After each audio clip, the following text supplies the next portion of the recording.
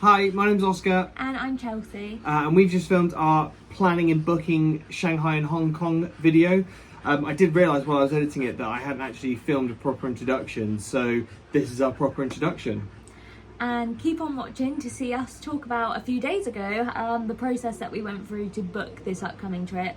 We'll be travelling from the UK over to Shanghai, then on to Hong Kong, and then back home to the UK. So we're going to talk you through the booking process, the websites we've used, the associated costs, and our main reason for travelling is going to Disney. So we're going to talk about buying Disney tickets and things like that. So please keep watching if you're interested in finding out more, and thank you for finding us here on YouTube. Thank you. So first things first, when are we actually going then, Oscar? So we are going in October of this year, 2024.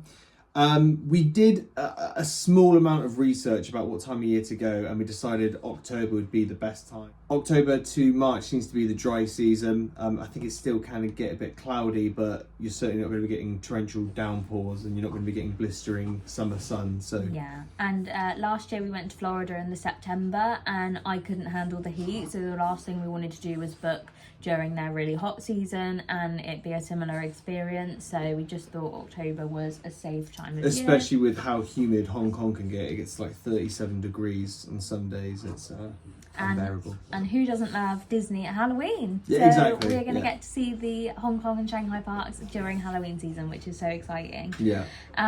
So with booking the trip then, the first thing that we actually booked were the flights. So we had to wait until obviously 11 months out because we were booking flight only. Now to book this kind of trip as a package, we're doing lots of different hotels throughout our trip. It was going to be really difficult, so we did just book everything separately. We booked our flights with British Airways. We quite often use British Airways if we're going anywhere in Europe or to the States.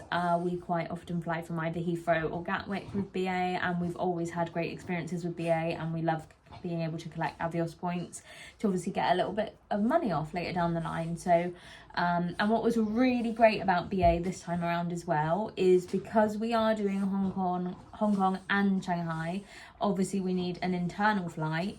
Our internal flight is with Cathay Pacific, and they must be partnered with BA, so we've been able to book the 3 flights: London to Shanghai, Shanghai to Hong Kong, and Hong Kong to London, all on one booking, on one ticket with British Airways, which personally I just think is reassurance, just having everything on one ticket. You know, all of the details are going to be consistent throughout. You know, you've got the same luggage allowance consistently throughout as well, because Cathay Pacific still do give you the hold luggage and everything included, same as BA. And yeah, so we were really pleased with that, and we got quite a good price. I think we paid around £750 each, and that was for all three flights per person, obviously. So yeah, I'm really pleased with that. Love BA, and I'm really looking forward to it. This is going to be personally my longest ever flight. Don't know about you. Yeah, no, me as well. Yeah, I think it's about 14.5 hours from London to Shanghai.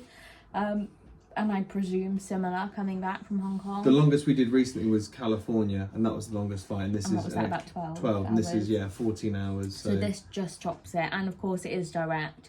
There were other options of other airlines of flying either direct or indirect. Like I think Asia Airlines, or I don't even want to, you know, do a botched job of naming others, but yeah, we love BA. We feel confident in the BA brand, so we're quite happy to be travelling with them again. And we're not bougie enough for Virgin yet. No, not a chance. So as Charles mentioned just now, we are flying to Shanghai first. Now, the one thing that we were quite conscious about was visas. We did a little amount of research into it and were very much under the impression that we were going to have to go to the embassy in London, fill out all of our visa information, leave our passports with them, and basically be granted a visa that way. A tourist visa. A tourist visa. And it just so happens that we stumbled upon some information about the 144-hour transit visa-free transit, whichever way you want to say it. Not to be confused with what we're referring to now, and we'll explain a bit more about it because there's really limited information, especially on YouTube, on other people's vlogs, and it can be misleading, is what we're referring to and what we're going to be applying for to actually enter Shanghai. It is not a visa. This is visa-free transit. So we're actually applying to enter the country with no visa. Yeah. So this is where it gets a bit finicky because it's 144 hours. And when we looked at the timescale for our trip, we are technically in Shanghai for, I think it's like 160 hours or 156 hours. So we were just over. So we were like, well, we can't apply for it. But when we did a bit more research, it actually turns out that we land in Shanghai, say 7 o'clock in the morning. We go through customs. Once we go through our customs, we then apply for the transit-free visa, the 144-hour transit. Once we are granted that, we are then allowed to go into Shanghai, and then the 144 hours start from midnight the following day. So the day we land, say it's the 10th of the month, at 11:59 on the 10th of the month, it still doesn't count as your first day until the 11th, midnight on the 11th. So then you get 144 hours from that point. So even though we are in Shanghai for over 144 hours, because of that distance for the countdown to start, we can actually get away with the 144 hour. Yeah. You also have to transit to a third country afterwards. Now, because Hong Kong is classed as a third country, we can go London, Shanghai, Hong Kong, back to the UK. Where if we were still travelling within mainland China from Shanghai, we wouldn't have been eligible for the 144 hour. Nor would we have if we were coming from London to Shanghai and then back to London. So actually it was much more worthwhile us doing Shanghai and Hong Kong in one trip to be able to save the money on having to get a visa and the hassle of having to go to London to physically get the visa. Because that's the point. This is free. Where if we were going to London to apply for the visa, it's over £100. Yeah, we won't each. go into detail about that because we're not doing it, but it was fairly expensive and just inconvenient of having to go to London. We live about 3 hours away from London, so it's not ideal. But again, there's very limited information. We had to actually email the Chinese embassy in London and ask them about clarification on this to say. We've tried to get as much confirmation as we actually could because it's really daunting of the idea of the fact that you're flying all the way there and it's not until you get there that they kind of give you the form to fill out and then give you the green light to enter the country. So that is a bit daunting. I will probably be shitting myself on the day, to be honest. But we've had as much reassurance as we can possibly get. And we've known other people that have done it recently. Yeah. So again, that's the reassurance. The other thing as well is some flights, say BA might say to us, can we have proof that you have a visa to enter China? We need to tell them that no, we don't, because we are only doing the 144 hour. So that's an obstacle as well that I don't think we can really get over until we actually get to the airport, is telling them. We've only heard that from other travellers and other YouTubers that when you arrive at the airport and you go to check in your luggage, you need to make them aware at the airport that you intend on entering China with the visa-free transit, because apparently they need to, not literally, but maybe literally, call ahead to let somebody know that you're going to be on that flight and you're going to be entering on visa-free transit. Yeah.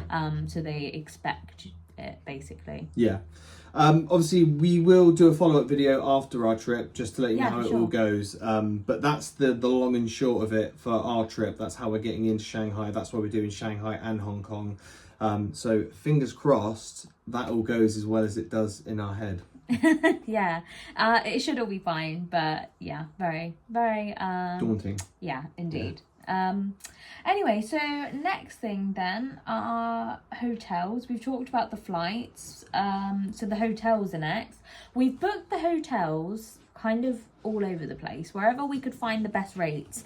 Now, whenever I'm booking a hotel anywhere in the UK, in the States, in Hong Kong, in Shanghai, wherever in the world, I always go to TripAdvisor first, because TripAdvisor has the best tool of giving you the price for that hotel on different websites, so you can see which website is offering it at the lowest rate. Yeah, hand on heart, that is what I do every single time. I highly recommend it. If you're not doing that and you're just going to your usual booking.com or hotels.com and you're just booking it because you know that website, stop doing that, And because that's my you're mistake. wasting so much money. There is so many cheaper websites. Agoda, I've booked so many cheap rates on Agoda, and we've used Agoda for quite a few this time as well. I found some good rates on Expedia. I found some, I think, on like TravelUp. There's loads of different websites that I'd highly recommend looking at. And also, on the subject of hotels, if you've got it on Agoda on a free cancellation, it's always worth to keep checking it, because we've had a few hotels on this trip that have dropped in price from when we originally booked it. Yeah. So we've just saved more money that way from rebooking the same hotel. Yeah, At a cheaper absolutely. rate. We rarely will book something where you have to pay up front. We usually book a free cancellation, pay on arrival offer, which is what we've done for all of these hotels. And I have every now and again been checking to see if the prices have altered. And yeah, we've saved a fair bit of money doing that, especially with one hotel in particular that we will tell you about shortly. We got a really good saving on that. We're absolutely buzzing. So our first hotel in Shanghai that we're going to be staying on when we arrive in the country is more towards the city area rather than Disney. So we're doing 3 nights at the Metropolo Classic Hotel Shanghai Jing'an. There's quite a few hotels in Shanghai which are of that Metropolo brand. This one in particular, it's not right in central, but it's close enough, basically, and it was really cheap. I mean, for 3 nights, we've paid £148.60. So that's basically like £50 a night. Visually, it looks like a really nice modern hotel. I think we checked the rates of if we were to get the equivalent of an Uber, which over there is Didi, and it's super cheap to get those into the city if we need to. And of course, they have their own metro. They've also got the fast train from the airport to Shanghai, which we've looked into as well. So that would take like 9 minutes from the airport to Shanghai. We would then get a Shanghai, like a tube to the hotel. Yeah, I don't think we decided if we were going to get the metro then or if we were just going to hop in a Didi, Uber. Because it was just so cheap, why not? But we also want the experience of getting the fast train. I don't know if they call it the bullet train there, if I'm getting confused with Japan, but it's one of the really fast trains that run from the airport. So we just want to have the experience of riding it, so we'll definitely do that. So like I said, 3 nights there, and then after that we're going to move over to a hotel that's closer to Disney. Unfortunately, we're not staying in a Disney hotel in Shanghai. The prices are just extortionate. We just couldn't justify it, considering how cheap the off-site hotels were and how much nicer the off-site hotels were. To put it in perspective, we have booked to stay in a Novotel, which, if anyone's familiar with Novotel, you probably know that they are a very reputable brand and they're quite nice, you know, sort of luxury hotels. And we have paid £159 for 3 nights. So again, that's just over £50 a night. The Disney hotels we were looking at, I think the cheapest, that, the Toy Story hotel is about £500. Yeah, I think. like total. And that, bearing in mind that triple. is the budget for Shanghai, the Toy Story hotel. So yeah, not the best options, obviously Disney hotel wise over there. So we just thought, you know what, we're not that fussed about staying in a hotel. You don't get the same kind of perks as you do when you stay in a Disney hotel in Paris or in Florida. So we just thought, you know what, we're really not bothered. We'd rather save the money. Obviously, this is quite a big trip. It's quite expensive. We're going to save where we can. And Novotel is lush. And I'm pretty sure they have free shuttle buses to the Disney parks because it's just down the road. So really cheap, really easy, and a lovely, modern, clean hotel. Yeah. Basically. And I'm pretty sure we can buy the early entry into the parks anyway, separately, which one of the perks of staying in a Disney hotel is the early entry. Yeah. So just paying for it separately, and it still works out cheaper than staying in the Toy Story hotel. So yeah, absolutely. And I think we probably will do that for Shanghai, because we're obviously visiting during Halloween season as well. I think we have heard that it can pick up and become quite busy. So we might buy the early entry for at least one day whilst we're there. Given that with Zootopia Land as well, we've heard it takes 2 hours to get into the land. Sometimes yeah. Not consistently, but it's very hit and miss, and we want to make the most of our time. So those are the hotels in Shanghai. Then obviously at that point we've had 3 nights in each hotel. And then we're going to be flying over to Hong Kong. Then when we arrive in Hong Kong, we're doing 1 night in a hotel that is near the airport. This is the 4 Points by Sheraton, Hong Kong Tung Chung. And we're doing 1 night there because the day that we arrive, we intend on doing the Nong Ping cable car. Yeah. I hope I'm pronouncing that right. Yeah. I really apologise if I'm not. But it just seems silly for us to land at the airport, travel elsewhere to a hotel, to come all the way back to Nong Ping cable car, because it's basically right at the airport. Yeah. Or fairly nearby. So we thought we'd stay in a hotel there, get that done, and then we'll move on elsewhere for Disney and the city and stuff. Yeah, exactly. Yeah. So 1 night there, then we move over to our next hotel, which is probably the most exciting. Yeah, so we actually are staying at the Explorers Lodge at Hong Kong Disneyland. Now, originally when we looked at the prices for this one, we were looking at about 600 odd, weren't we? About £600. We were really umming and ahhing on whether to book it. It looks like a beautiful hotel. I mean, it's totally like Animal Kingdom vibes. And compared to the rates of Animal Kingdom Lodge in Florida, it is cheap. Yeah. But still, £600 for 2 nights in a hotel when you're not going to be spending that much time there because we're going to be in the theme parks. Mm-hmm. We were just weighing up, like, do we really want to pay that much money? Especially when an off-site hotel that was not far away was going to be so cheap. It was literally like £150 for 2 nights. So I was checking the prices for Explorers Lodge and Disneyland Hotel and the Hollywood Hotel. And when you looked X amount of time ahead, it was 30% off for the hotels. And I kept thinking, that's so weird that when it gets to our dates, it just stops at 30% off. And it's so much more expensive. Yeah. It's like, is there something going on during that time of year? Every day I was checking, and it must be like just a bracket that it reaches, and eventually our dates were included. So we actually did manage to book it with 30% off. So I've got the exact price here that we've paid, which was £411. So that has saved us about £669 it was originally. So it saved us £250 from... That is crazy. Yeah. And although it is still much more expensive than it would have been staying on an off-site hotel, for that saving, we were just like, wow, we just couldn't pass up the opportunity to stay there. Yeah, so and really maybe this is a controversial opinion, but it also applied to the Hong Kong Disneyland Hotel and the Hollywood Hotel. I can't remember what the Hollywood one's called. What was it? I'm not sure. Yeah. I thought it was Hollywood. It might be Hollywood, yeah. That applied to both of those as well. But I don't know if this is a controversial take.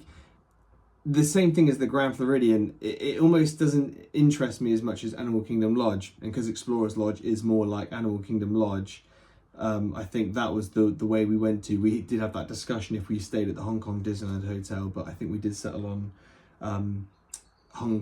Adventurers Lodge. Explorers Lodge. I actually think Hong Kong Disneyland Hotel was cheaper than Explorers Lodge. But Explorers Lodge just like you say had that wow factor to it. Yeah, for sure. So we're only doing 2 nights there. Obviously, it is only the one park, and there's no downtown Disney or Disney Springs area. So 2 nights seem like quite a good amount of time for Hong Kong. Exactly. And then after our 2 nights there, we will be travelling over into the Hong Kong sort of city, and we're going to be staying on Hong Kong Island in the Ramada Hong Kong Grand View, which again, from the research that we've done, it seemed like quite a good location, easy access to public transport. I think it's near one of the like metros. I want to say metro. I don't know if it's the metro stations or if it's one of the stops that the what's it called, the Ding Ding runs along. Even so, it seemed super easy to be able to get around from that location, regardless of what we want to go out and explore. And we're going to be doing 3 nights there, and then that will take us up to the day that we then fly home. So that is all of our hotels. Our total cost for the accommodation, all of those hotels I've just listed, is £1,010. Those hotels have all been booked on different websites, like I mentioned before. Wherever I could find the cheapest rate, I've used Agoda.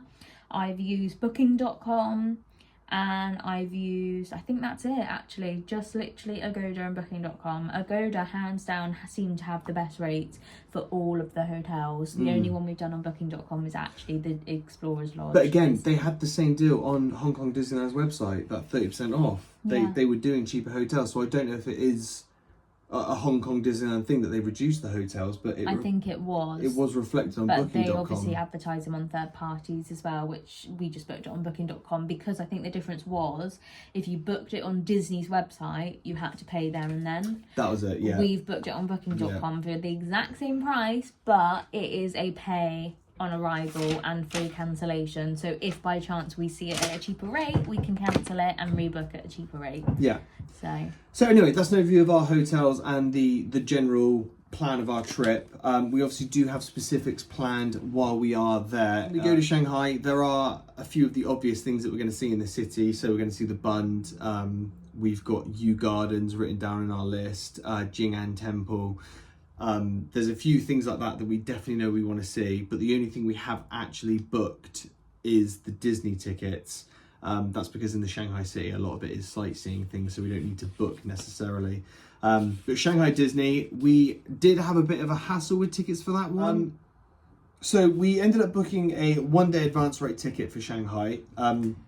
We booked this through their official website, and it gave us the dates from the 1st September until the end of December, basically. So it's an undated ticket that you make a park reservation for a day between the 1st September and the end of December.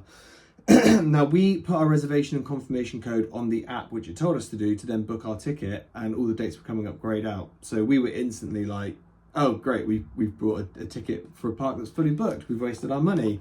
And there was no real clear answer about when we could actually book, but we've essentially just kept our eye on it, and it seems to be 4 weeks in advance they released the tickets. So because we bought the tickets mid-June or start of July, now that we're in August, the September dates are available to book. So we have to basically wait 4 weeks until our date in the park before we can book. So that's that panic over. And then again, we have to wait until early October before we can actually book our 2-day park ticket. So technically, we could buy our Shanghai tickets now on the advanced rate. However, the advanced rate doesn't actually cover the specific days of when we're planning on visiting the park. So we're going to have to buy a dated ticket, which you can only buy 30 days in advance, I believe. So we are just waiting on that now. So we've purchased 1 day on the advance rate that we're booking a park reservation for when we can, and then we're going to buy a 2-day dated ticket to have 3 days in total. Yeah, exactly. So that's Shanghai, basically. We're going to sort of play it by ear in the city. We've got a list of things we want to see. Shanghai's booked. And it's more or less the same for Hong Kong at this point. We've literally, as we filmed this video about a week ago, booked our Hong Kong tickets for Disney. We have booked both our tickets for that because it's a 1-day ticket. Well, it's 2 days, but you have your 1 day that you reserve, and then you have to visit within 6 days of that 1 day. So that's fine. That's sorted now. Yeah, and they did have an offer on of those as well, so we got a little bit of a discount. We just booked directly on the Disney website, well, Hong Kong Disneyland. Yeah, and we got a $30 Hong Kong dollar gift card, didn't we? With each. No, I think it's only $5 Hong Kong dollars or something. Oh, is it? That, which basically it's like five pence. No, it worked out that it would be like a $5, I think. Yeah, okay, so but either way, it's 50 Hong Kong dollars, which works out to be about £5, something like that each. We booked separately so we could get it each. Yeah. Because it was per booking, I believe.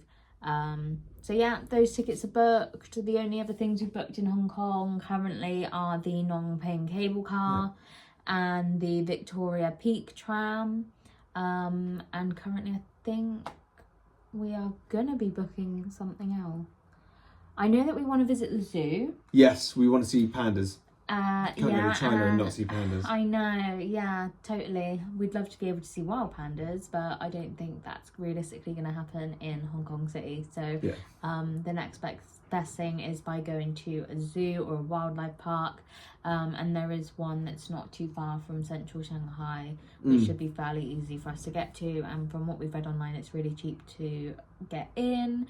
But I don't think you can pre-book. No, I think someone says it's £4 to get in. Yeah.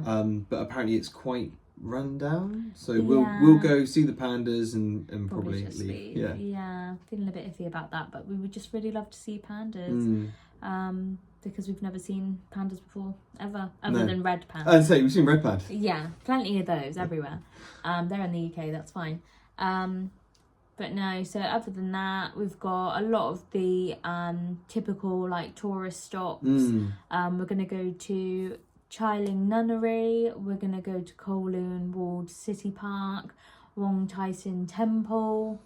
Temple Street Night Market. Yeah, lots of different places that we have seen recommended by other travellers, really. And on the list we have Tai Chung Bakery for a famous egg tart. Yeah. Apparently that's highlighted. Indeed. So yeah, really looking forward to it. It's definitely going to be quite a culture shock. Yeah, definitely. Yeah. But I think we're going to go into it expecting that, as opposed to British tourists going like, oh, everything's so different here. Like, yeah, of course it is. You're in China. And of course, from what we have also heard from other people, we've sort of done a lot of research into now as well, is we appreciate that everything's blocked over there. We're not going to be able to access social media. Yeah. So we've done research on the best kind of VPNs to get based on reviews from other British people, because it's all well and good other people saying, oh yeah, I used this and it was great. But it's more reassuring to know that somebody that's travelled from your country, what they have used, and knowing that it's actually worked for them. Yeah. So I think we're probably going to use NordVPN. And then for an eSIM, I think Holafly was highly recommended. Yeah, what was the other one? The A1? Aerolo. Which I've used before for America. And yeah, we might use Aerolo, we might use Holafly, or maybe even another company. It just depends on what rates come out the best for the eSIM. But the VPN, we've heard a lot of information where some VPNs, even though they're quite reliable companies, they actually don't work in China until you're there. You obviously won't know. But NordVPN, I think, is quite reliable. So. We've also downloaded Alipay and already set up our cards on that, so we are ready to make purchases. We are going to take some cash as well, in because it's two currencies. You have got Hong Kong dollar and you have got yuan. I don't know if it's Chinese yuan. Or it's also referred to as like renminbi or something, renminbi, which is like RMB. So that's what they use in Shanghai. Hong Kong dollars obviously in Hong Kong. Exchange rate is very, very similar. But from what we've seen as well in Disney parks, Hong Kong is actually more priced to like Paris and the American parks, like with the exchange rate, where Shanghai actually seems to be quite cheap in relation to with the Shanghai the yuan, to the British pound. So that's interesting. We'll see how we get on with that. Yeah, for sure. Yeah, and of course, I know Oscar just mentioned Alipay. In case you are watching this and you don't realise, apparently you can't really pay with your card in China. Which is why we'll be using Alipay to make most of our purchases. You basically link your card to Alipay, and when you go into a shop, you would pay by the app. Yeah, by scanning a QR code. Yeah, you scan a QR code and it generates like a payment portal, and you pay that way through the app. So essentially like Apple Pay, isn't it? Yeah, I guess so in a way. There's also another one called WeChat, but again, from other British travellers, I've heard that WeChat doesn't quite work very well because of like a bank verification that needs to be done during the transaction. And also some banks apparently work worse than others. So we luckily have accounts with Nationwide, Lloyds, Chase, Santander. Yeah. So we've got a variety of cards. So if obviously one goes wrong, at least we have other cards to sort of fall back on. But to do with that bank verification, apparently it can impact making a transaction. See, because I have a HSBC account, so I wonder if that makes a difference, because that is a Hong Kong Shanghai bank. So yeah. But yeah, we'll do a bit more research on that before we go. And again, we can have any updates if there are any changes when we come back from the trip. We'll do a post trip as well. But so that's pretty much the rundown of our whole trip, our booking process. Absolutely. If you've got any questions that we haven't answered, pop a comment down below. We can see if we can get back to you, or at least to our knowledge what we've done our research for that answer. Yeah. And if there is anything that you want us to find out when we actually go, and we can put in like a recap video after our trip, by all means just let us know, and we're more than happy to do that. And if you've got any tips or tricks, then please let us know. Yeah. Obviously we'll welcome it with open arms. We are far from professional travellers. We are complete amateurs. We book it all ourselves, like we've said. We don't go through travel agents or anything. We're very much just booking it ourselves, going off of advice from the internet. I think it's quite reassuring sometimes when you have a video from not losers, what's the word I'm thinking of?